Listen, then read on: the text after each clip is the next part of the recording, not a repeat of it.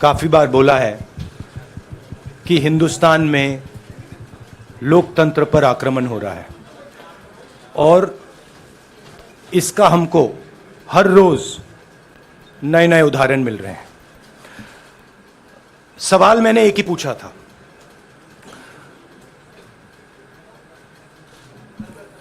Foundation पे जाता हूं, अदानी जी की शेल कंपनीज हैं, अदानी जी की शेल कंपनीज हैं, उसमें 20,000 करोड़ रुपया किसी ने इन्वेस्ट किया। अदानी जी का पैसा नहीं है, अदानी जी का इंफ्रास्ट्रक्चर बिजनेस है, पैसा किसी और का है। सवाल यह है, ये जो 20,000 करोड़ रुपए हैं ये किसके हैं? यह सवाल मैंने पूछा। मैंने पार्लियामेंट हाउस में प्रूफ देके, जो मीडिया रिपोर्ट से मैंने निकाला, अदानी जी और नरेंद्र मोदी जी के रिश्ते के बारे में डिटेल में बोला। रिश्ता नया नहीं है, रिश्ता पुराना है। जब नरेंद्र मोदी जी गुजरात के सीएम बने थे तब से रिश्ता है और उसके बहुत सारे पब्लिक प्रूफ्स हैं। हवाई जहाज में मैंने फोटो दिखाई, नरेंद्र मोदी जी बड़े कंफर्ट में बैठे हुए थे अपने दोस्त, अपने मित्र के साथ। पार्लियामेंट में मैंने दिखाई। यह सवाल मैंने पूछा। फिर मेरी स्पीच को एक्सपंज किया गया। मैंने स्पीकर को डिटेल चिट्ठी लिखी, पॉइंट बाय पॉइंट, कि मैंने कहा कि एयरपोर्ट्स अदानी जी को रूल बदल के दिए गए हैं। ये लीजिए रूल की कॉपी जिसको बदला गया है। चिट्ठी लिखी, कोई फर्क नहीं पड़ा। फिर मेरे बारे में मंत्रियों ने पार्लियामेंट में झूठ बोला कि मैंने विदेशी ताकतों से मदद मांगी। मैंने ऐसी कोई बात नहीं की है। मैंने कहा स्पीकर से, मैंने जाके कहा, स्पीकर सर, पार्लियामेंट का नियम है कि अगर किसी मेंबर पर कोई एक्यूजेशन लगाता है तो उस मेंबर को जवाब देने का हक होता है। मैंने एक चिट्ठी लिखी, उस चिट्ठी का जवाब नहीं आया। दूसरी चिट्ठी लिखी, उस चिट्ठी का जवाब नहीं आया। फिर मैं स्पीकर के चेंबर में गया। मैंने स्पीकर सर से कहा, स्पीकर सर, यह कानून है, यह रूल है,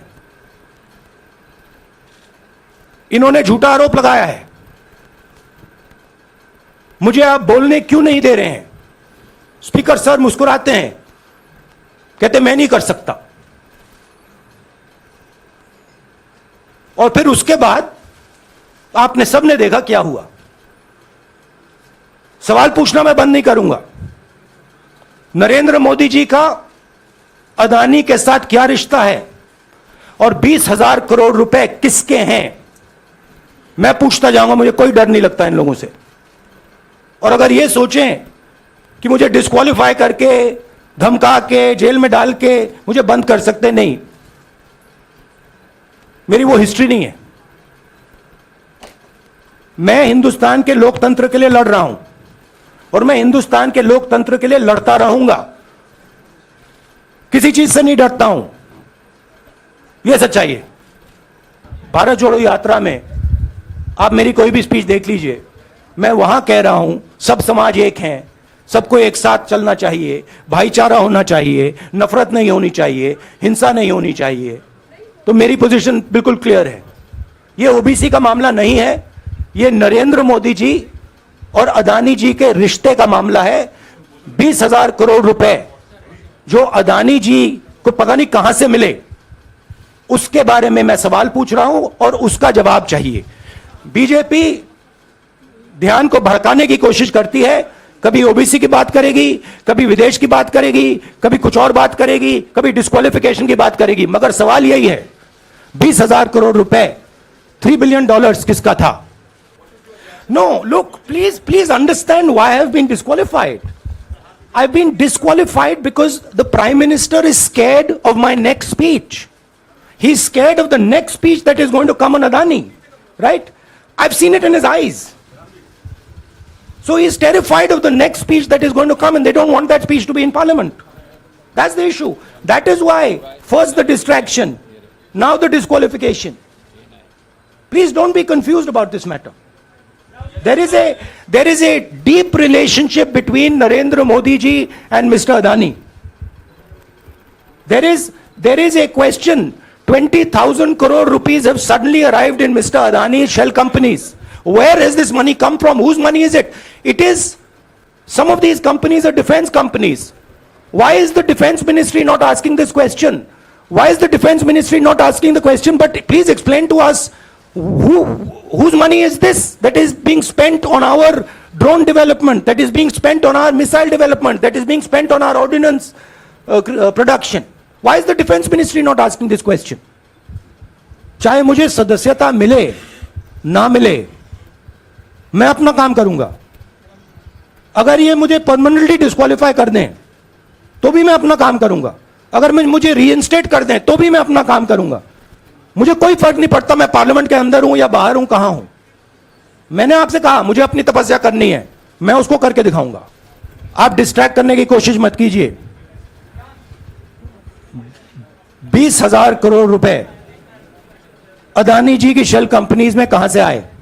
आप इंक्वायरी कीजिए. अगर बात निकली कि हमारे चीफ मिनिस्टर का पैसा है तो इनको जेल में डाल दीजिए. अगर बात निकली तो किसी और का पैसा है तो उसको जेल में डालिए. ये जो पैनिक रिएक्शन इन्होंने किया है नरेंद्र मोदी जी ने, इससे सबसे ज्यादा फायदा मिलेगा विपक्ष को. ये इन्होंने हमें हथियार पकड़ा दिया है. ये आप बात समझिए. ये मोदी जी पैनिक में आ गए कि बात निकल जाएगी. ये 20,000 करोड़ रुपए किसके हैं? डर गए, घबरा गए. इन्होंने पूरा सीक्वेंस शुरू कर दिया. ये विपक्ष को सबसे बड़ा इन्होंने हथियार दिया है. राहुल जी, क्योंकि जनता के माइंड में अब एक सवाल आ गया है कि जनता जानती है कि अदानी जी भ्रष्ट व्यक्ति है. अब जनता के माइंड में यह सवाल उठा है कि इस भ्रष्ट व्यक्ति को हिंदुस्तान का प्रधानमंत्री क्यों बचा रहा है. यह मतलब अब सब कुछ बीजेपी के लोग, नरेंद्र मोदी जी सब कुछ इस व्यक्ति को बचाने के लिए क्यों कर रहे हैं. दूसरा सवाल, बीजेपी के लोगों ने कहा कि अदानी पर आक्रमण देश पर आक्रमण है. मतलब इनके माइंड में देश अदानी है और अदानी देश है. बात समझिए. I have only one step, and that step is to fight for the truth in this country and to defend the democratic nature of this country that is under. Please let me finish, Rajdeep. Unless you want to answer it for me. You do that also sometimes. Yeah. So my job, as I see it, is to defend the democratic nature of this country. And I will do whatever I have to do. Whatever I have to do to defend the democratic nature of this country. What does that mean? That means defending the institutions of this country. That means defending the voice of the poor people of this country. That means telling the people of this country the truth about people like Mr. Adani, who are basically exploiting the relationship they have with the Prime Minister. When somebody is guilty of something, they want to distract everybody's attention. Right? If you catch a thief, the first thing he says is, I didn't do it. The second thing he says, look there, look there, look there, look there. Right? That's what the BJP is doing. We have caught 20,000 crore rupees entering Mr. Adani's companies. Nobody knows whose money that is. That money cannot be Mr. Adani's money. He does not generate this type of money. So that money has come from someone. All this, OBC, disqualification, anti-national, all this is to distract from the panic that the Prime Minister is feeling, that his relationship with Mr. Adani is going to be exposed. Let me tell you, that relationship is going to be exposed.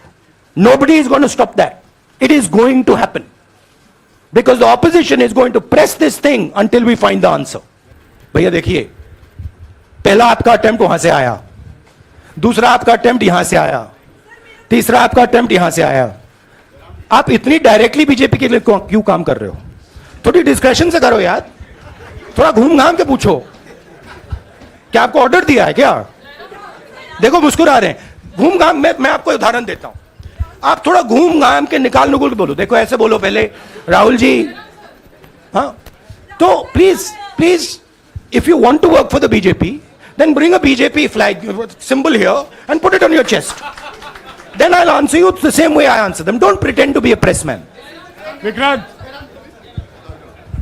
Rahul ji, हवा निकल गई. Rahul ji, BJP के लोग बार बार ये बात कहते हैं कि आपने जब विदेश में जाके भाषण दिया तो उन्होंने कहा माफी मांग लेते. अभी कहा कि कोर्ट में आपसे कहा कि आप माफी मांग लेते. तो जब ये लोग कहते हैं राहुल गांधी माफी मांग लेते, तो राहुल गांधी क्या सोचते हैं? राहुल गांधी सोचता है मेरा नाम सावरकर नहीं है, मेरा नाम गांधी है. गांधी किसी से माफी नहीं मांगता. और मैंने कहा, पार्लियामेंट हाउस में कहा कि भैया मुझे बोलने दीजिए ना, एक बार तो बोलने दीजिए. 2 बार चिट्ठी लिखी, तीसरी बार मैं पर्सनली स्पीकर से जाके कहता हूं, स्पीकर सर प्लीज, आप डेमोक्रेसी के लोकतंत्र के आप प्रोटेक्टर हैं, मुझे बोलने दीजिए. मुस्कुरा के कहते हैं भैया मैं तो नहीं कर सकता. आप नहीं कर सकते तो कौन कर सकता है? शायद मुझे जाके मोदी जी से पूछना पड़े, वो तो करने नहीं देंगे. तो मेरा जो पॉइंट है, इस देश में लोकतंत्र खत्म हो गया है. इस देश के लोग जो इनके दिल में है, हमारे दिल में है, बोल नहीं सकते हैं. इस देश के इंस्टीट्यूशंस पर आक्रमण हो रहा है. और उस आक्रमण का मैकेनिज्म क्या है? उस आक्रमण का मैकेनिज्म नरेंद्र मोदी जी और अदानी जी का रिश्ता है. वो फाउंडेशन है. मैं नरेंद्र मोदी जी पर सवाल नहीं पूछ रहा हूं, मैं अदानी जी पर सवाल पूछ रहा हूं. बीजेपी अदानी जी को क्यों प्रोटेक्ट कर रही है? आप नरेंद्र मोदी जी को प्रोटेक्ट कीजिए. मैं अदानी जी पे पूछ रहा हूं, आप अदानी जी को क्यों प्रोटेक्ट कर रहे हो? आप इसलिए अदानी जी को प्रोटेक्ट कर रहे हो क्योंकि आप ही अदानी हो. आप इस खबर के बारे में क्या सोचते हैं, हमें कमेंट सेक्शन में बताएं.